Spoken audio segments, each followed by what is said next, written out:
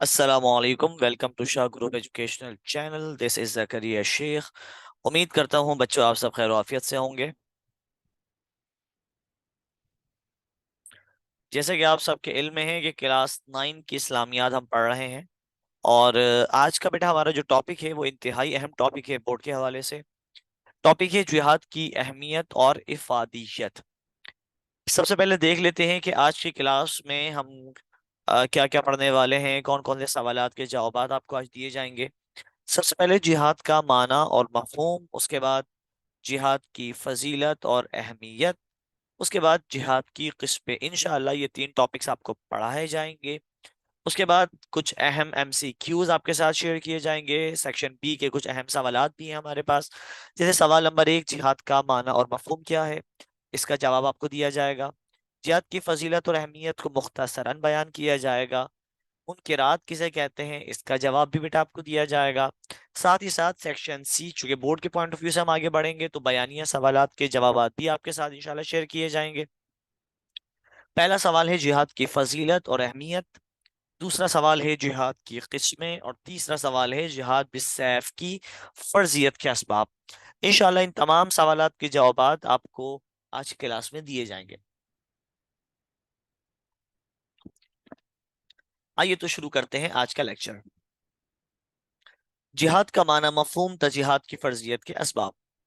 جہاد عربی زبان کا لفظ ہے جو جہاد سے نکلا ہے، اور اس کا معنی محنت، جد و جہد، کوشش اور جستجو کے ہیں.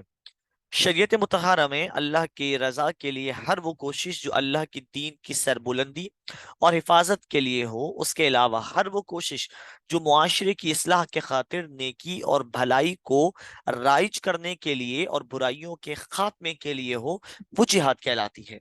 یعنی کوئی بھی ایسا کام، کوئی بھی ایسی محنت یا کوئی بھی ایسی کوشش جس کے ذریعے اسلام کو فروغ دیا جائے، اسلام کا پرچم بلند کیا جائے، اسلام کی حفاظت کی جائے، یا نیکی اور بھلائی کو معاشرے میں رائج کیا جائے، ہر اس محنت اور کوشش کو ہم اور آپ جہاد کہتے ہیں. اگر جہاد کی فضیلت اور اہمیت پہ نظر دوڑائیں تو دین اسلام میں جہاد کی بڑی اہمیت اور فضیلت ہے. معاشرے میں بگاڑ، ظلم، فتنہ اور فساد کو ختم کر کے امن و سلامتی کی فضا قائم کرنا اور انسانی حقوق کے تحفظ کے لیے جہاد بہت زیادہ ضروری ہے. سورۃ توبہ میں اللہ رب العزت کا ارشاد ہے، اللہ کی راہ میں جہاد کرو اپنے مال سے اور اپنی جانوں سے، یہ بہتر ہے تمہارے حق میں اگر تم علم رکھتے ہو. اب آگے بڑھتے ہیں، جہاد کی اقسام کو ذرا ایک بار دیکھتے ہیں. جہاد کے بیٹا 5 اقسام ہیں: جہاد بالسیف، جہاد باللسان، جہاد بالنفس، جہاد بالمال اور جہاد بالقلب. اگر ہم بات کریں جہاد بالنفس یعنی نفسانی خواہشات کے خلاف جہاد کی، تو اللہ کی اطاعت اور فرما برداری سے روکنے والی انسان کی اندرونی قوت کو ہم نفس امارہ کہتے ہیں. یہ انسان کو اندرونی طور سے گناہوں اور برائیوں اور نافرمانی کے لیے ابھارتا ہے. یعنی نفس امارہ جو ہے وہ آپ کو گناہوں کی طرف لے کے جاتا ہے، آپ کو برائیوں کی طرف راغب کرتا ہے. اب مثال کے طور پہ اگر ہمارے اندر کوئی بری خواہش پیدا ہوتی ہے تو وہ نفس امارہ کی طرف سے ہوتی ہے. اب کسی کے دل میں کوئی بری خواہش پیدا ہوئی کہ وہ فلاں گناہ کی طرف جائے گا یا فلاں گناہ کرے گا. اب اگر وہ شخص اپنے نفس پر قابو کر لے اور نفس پہ بھاری ہو جائے تو اس کو ہم کہتے ہیں نفسانی خواہشات کے خلاف جہاد، کہ اس نے اپنے نفس کے ساتھ جہاد کیا. اس کو جہاد بن نفس سے بھی تعبیر کیا جاتا ہے.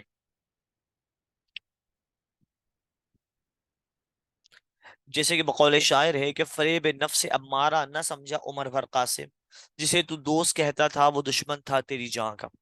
نفس امارہ پر قابو رکھنا جہاد کے زمرے میں آتا ہے. نبی کریم نے اس شخص کو جو اپنے نفس پر قابو پاتا ہے مجاہد قرار دیا، یعنی جہاد کرنے والا قرار دیا. غزوہ بدر سے واپسی پر رسول اکرم نے فرمایا کہ اب ہم جہاد اصغر سے جہاد اکبر کی طرف جا رہے ہیں.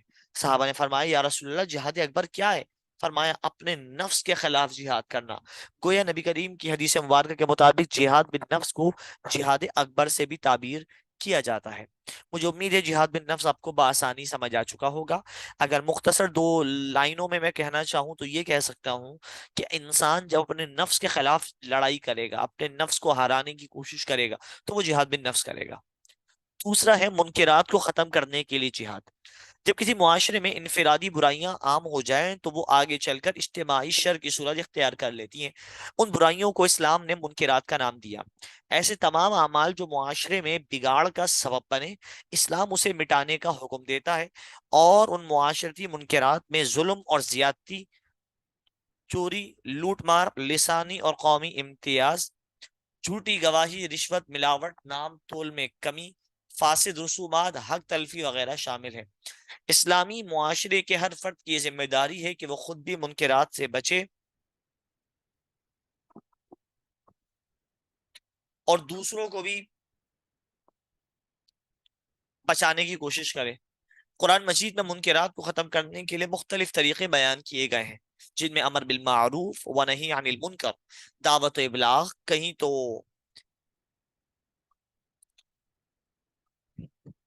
بالحق و صبر کا نام دیا گیا۔ حدیث مبارکہ ہے کہ کوئی شخص منکر کو دیکھے تو اسے چاہیے کہ اس کو اپنے ہاتھ سے دور کرے۔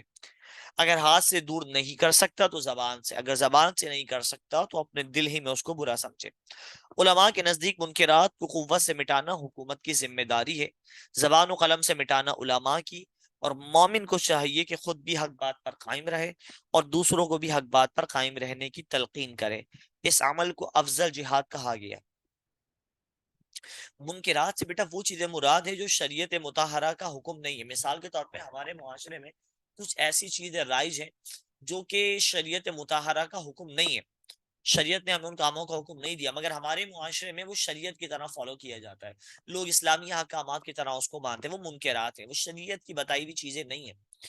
لہٰذا علماء کا کام ہے کہ لوگوں کو اپنی تقاریر، اپنے بیان کے ذریعے اس بات سے باخبر کرے۔ اب نبی کریم کی حدیث مبارکہ منکرات کے لیے ہمارے سامنے کس طرح آتی ہے کہ اگر آپ کسی ایسی چیز کو دیکھیں تو آپ کو چاہیے کہ اس کو اپنے ہاتھ سے دور کریں۔ اگر ہاتھ سے دور نہیں کر سکتے تو زبان سے اس کو برا کہیں، زبان سے اس کے خلاف کھڑے ہوں۔ اگر زبان سے بھی قادر نہیں ہے تو اپنے دل میں اس کو برا سمجھیں۔ حضور اکرم کی حدیث ہے کہ ظالم حکمران کے سامنے حق کہنا بھی افضل جہاد ہے۔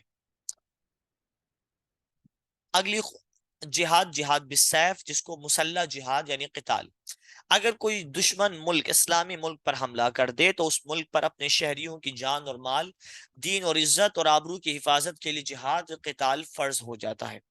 تلوار کے ذریعے جو جہاد کیا جاتا ہے وہ جہاد بالسیف ہوتا ہے۔ مثال کے طور پہ ہم سنتے ہیں غزوہ بدر، غزوہ خندق، احد، یہ تمام غزوات لڑے گئے تو یہ تلواروں کے ذریعے لڑے گئے، یہ تمام جہاد بالسیف کے زمرے میں آتے ہیں۔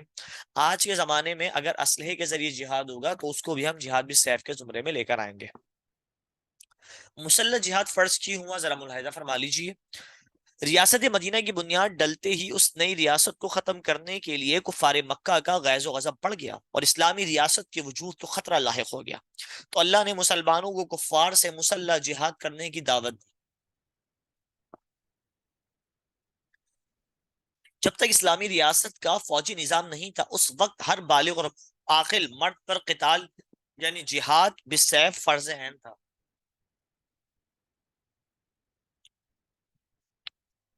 جہاد بالسیف کے اسباب ذرا ملاحظہ فرمائیے۔ نمبر 1، کفار کی دشمنی اور ان کے پرخطر عزائم۔ مکہ مکرمہ میں اسلام قبول کرنے والوں کو کفار مکہ کے مظالم کا سامنا کرنا پڑتا، کیونکہ کفار کلمت الحق کو یعنی اللہ رب العزت کے کلمے کو، لا الہ الا اللہ محمد رسول اللہ کو برداشت کرنے کے لیے تیار نہیں تھے۔ اس لیے انہوں نے مسلمانوں کا جینا دشوار کیا اور ہجرت پر مجبور کیا۔ سورہ حج کی آیت نمبر 20 میں ارشاد فرماتا ہے اللہ، یہ وہ لوگ ہیں جو اپنے گھروں سے ناحق نکال دیے گئے، ہاں یہ کہتے ہیں کہ ہمارا پروردگار اللہ ہے۔ جی دیکھو بیٹا، جہاد بالسیف جو تلوار کے ذریعے جہاد ہوا، اس کی فرضیت کی پہلی وجہ تو یہ تھی کہ کفار مکہ دین اسلام کو برداشت نہیں کر رہے تھے اور وہ لوگ مسلمانوں پر ظلم ڈھا رہے تھے، تو اللہ رب العزت نے ان کو جہاد کا حکم دیا کہ اب تم بھی اپنے دفاع میں جہاد کرو، ان سے لڑو، اپنا دفاع کرو۔ دوسری وجہ یہ ہے کہ اسلامی ریاست کے وجود کو خطرہ، کفار مکہ اسلامی ریاست کو ختم کرنے کے لیے جنگ کے منصوبے بنانے لگے، تو اللہ تعالیٰ نے مسلمانوں کو دفاع کے لیے احکام جاری کیے. سورہ بقرہ میں اللہ فرماتا ہے، یہاں پر اللہ رب العزت نے مسلمانوں کو جہاد کے لیے ابھارا. اب آپ کے سامنے جہاد بالسیف کی فرضیت کے اسباب پیش کیے گئے کہ جہاد بالسیف کیوں فرض ہوا. میں امید کرتا ہوں آپ کو یہ بات بآسانی سمجھ آ چکی ہوگی. پڑھتے ہیں مزید آگے. اب ہمارے سامنے کچھ اہم ایم سی کیوز ہیں. اب سے انشاءاللہ اب اس کا آپ جواب دیں گے. پہلا سٹیٹمنٹ، جہاد کس لفظ کا ہے یا جہاد لفظ ہے کس زبان کا؟ عربی، فارسی، اردو، ترکی. دیکھتے ہیں آپ میں سے اس کا جواب کون دیتا ہے. ویری گڈ، بالکل صحیح جواب. جہاد عربی زبان کا لفظ ہے. اگلا سٹیٹمنٹ، لفظ جہاد ماخوذ ہے جہاد سے، جہاد سے، ہاتھ سے، ان میں سے کوئی نہیں. اس کا صحیح جواب ہے بیٹا جہاد ماخوذ ہے جہاد سے. اب مختصر سوالات ذرا ملاحظہ فرمائیے. سوال نمبر 1، جہاد کا معنی اور مفہوم کیا ہے؟ جواب، جہاد کا معنی اور مفہوم ابھی ہم پڑھ کر آ رہے ہیں کہ جہاد عربی زبان کا لفظ ہے جو جہاد سے ماخوذ ہے. اس کے لغوی معنی ہے محنت، جد و جہد، انتہائی کوشش اور جستجو کرنا. اگر شریعت میں جہاد کی ڈیفینیشن دیکھی جائے تو اللہ کی رضا کے خاطر ہر وہ کوشش کرنا جو اللہ کے دین کو بلندی دے، حفاظت ملک اور ملت کے تحفظ اور دفاع کے لیے ہو. آسان لفظوں میں جہاد کی ڈیفینیشن یہ ہے کہ ہر وہ کوشش جو اللہ رب العزت کے دین کو بلند کرنے، ملک اور سرحد کی حفاظت، یہ مسلمانوں کی عزت اور آبرو کی حفاظت کے لیے ہو، یہ دین کی حفاظت کے لیے ہو، وہ جہاد کہلاتا ہے. اگلا سوال، جہاد کی فضیلت اور اہمیت مختصراً بیان کیجیے. اسلام نے جہاد کو بہت اہمیت اور فضیلت دی ہے. معاشرے میں بگاڑ، ظلم اور ہر قسم کی بد عملیاں جو معاشرے میں فتنہ اور فساد کا سبب بنتی ہیں، ان سب کو ختم کر کے دنیا میں امن اور سلامتی کی فضا قائم کرنا جہاد کے ذریعے ممکن ہے. ارشاد باری تعالیٰ ہے، اور اللہ کی راہ میں جہاد کرو اپنے مال سے، اپنی جانوں سے، یہ بہتر ہے تمہارے حق میں اگر تم علم رکھتے ہو. دیکھو بیٹا، جہاد کی فضیلت اور اہمیت یوں بھی سمجھ لیجئے کہ معاشرے میں فتنہ اور فساد جہاد کے سبب ختم ہو سکتا ہے. یہ جہاد کی اہمیت ہے. تیسرا سوال، منکرات کسے کہتے ہیں؟ کسی بھی معاشرے میں جب انفرادی برائیاں عام ہو جاتی ہیں تو آگے بڑھ کر اجتماعی شر کی صورت اختیار کر لیتی ہیں. ان تمام برائیوں کو اسلام نے منکرات کا نام دیا ہے. بہت آسان سوالات تھے، سیکشن بی کے مختصر سوالات تھے، دو دو لائنوں کے جواب تھے، آپ کو دیے گئے، بآسانی آپ کو سمجھ آ چکے ہوں گے. ان کا تعلق سبق سے بھی تھا. اب بڑھتے ہیں سیکشن سی، تفصیلی سوالات کی طرف. پہلا سوال ہے جہاد کی فضیلت اور اہمیت. پڑھ کر آ رہے ہیں بیٹا یہ سبق کے دوران، مجھے امید ہے یہ آپ کو پہلے سے آتا ہوگا. جہاد کا معنی مفہوم دیکھا جائے تو جہاد عربی زبان کا لفظ ہے جو جہاد سے ماخوذ ہے. اس کے لغوی معنی ہے محنت، جد و جہد، انتہائی کوشش اور جستجو کرنا. اگر شریعت مطہرہ میں دیکھا جائے تو اللہ کی رضا کے خاطر ہر وہ کوشش کرنا جو اللہ کے دین کی بلندی، حفاظت، ملک اور ملت کے تحفظ اور دفاع کے لیے ہو. ہر وہ کوشش جو معاشرے کی اصلاح کے خاطر نیکی اور بھلائی کی ترویج کے لیے ہو اور برائیوں کو ختم کر دیں، اس کو ہم جہاد کہتے ہیں. کئی بار آپ کو جہاد ابھی میں نے سمجھایا. چلتے ہیں مزید آگے. جہاد کی فضیلت اور اہمیت. قرآن میں جہاد کو بہت اہمیت اور فضیلت دی گئی. ارشاد ربانی ہے، جو لوگ ایمان لائے اور جنہوں نے ہجرت کی اور اللہ کے راستے میں اپنے مالوں اور جانوں سے جہاد کیا، یہ لوگ اللہ کے پاس نہایت بلند مرتبے پر فائز ہیں. جہاد کی اقسام آپ کے سامنے پیش کی جا رہی ہے بیٹا. جہاد کی اہمیت اور فضیلت ذرا ملاحظہ فرمائیے. نمبر 1، فتنہ اور فساد کے خاتمے کا ذریعہ. دنیا میں بگاڑ، ظلم اور ہر قسم کی بد عملیاں جو معاشرے کے اندر فتنہ اور فساد کا سبب بنتی ہیں، ان سب کو ختم کر کے دنیا میں امن اور سلامتی کی فضا قائم کرنا اور انسانی حقوق کا تحفظ صرف اور صرف جہاد کے ذریعے ممکن ہے.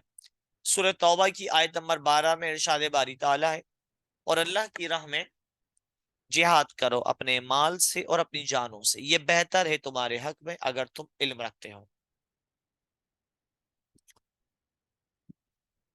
بیٹا یہ ہے جہاد کی اہمیت کہ جہاد کے ذریعے معاشرے کے بگاڑ، ظلم اور فتنے فساد کو ختم کیا جا سکتا ہے. نمبر 2، جہاد سے انحراف کی مذمت، پھرنے کی مذمت.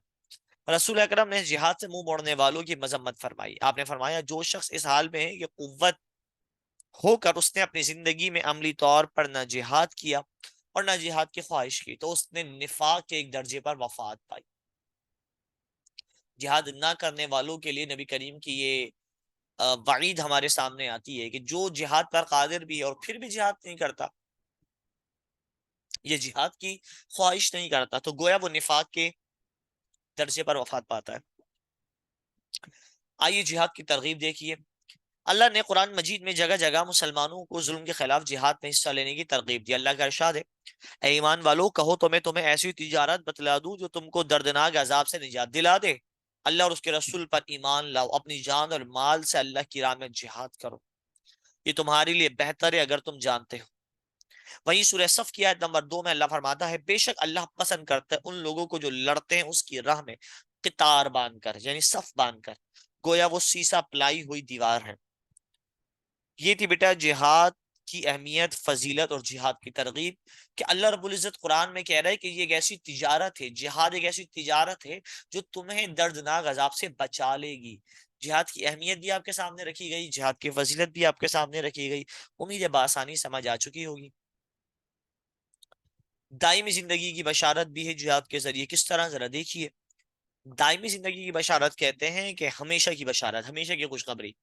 اللہ نے قرآن مجید میں ان لوگوں کو ہمیشہ کی زندگی کی بشارت دی ہے جو اللہ کے راستے میں اپنی جان قربان کرتے ہیں۔ چنانچہ اللہ فرماتا ہے، جو لوگ اللہ کی راہ میں مارے گئے انہیں مردہ مت خیال کرو، بلکہ وہ اپنے پروردگار کے پاس زندہ ہیں، انہیں رزق دیا جاتا ہے۔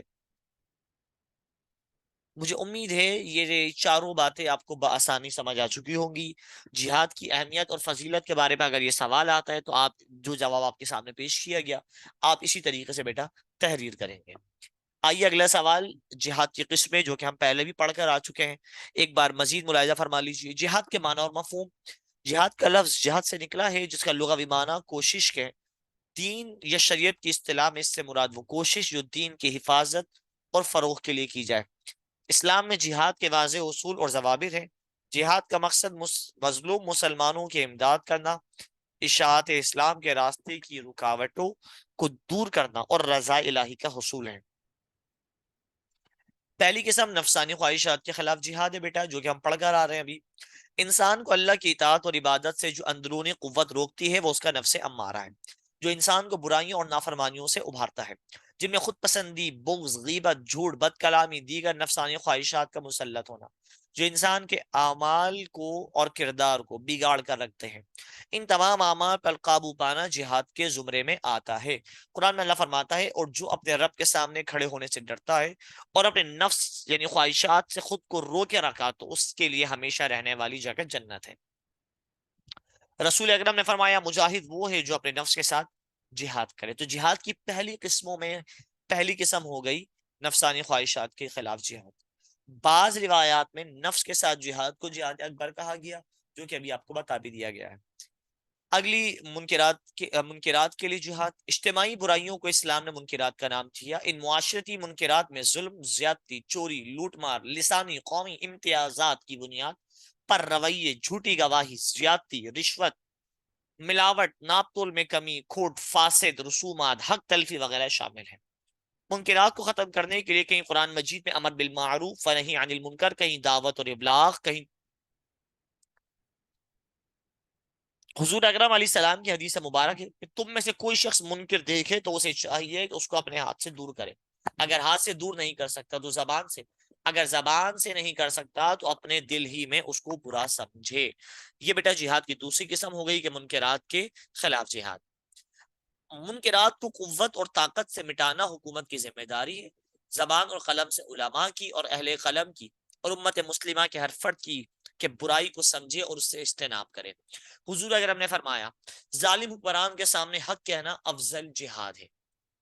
یہ بھی آپ کو پہلے سمجھا دی گئی تھی، مزید دوبارہ سمجھا دی گئی بیٹا۔ تیسری قسم میں جہاد بالسیف۔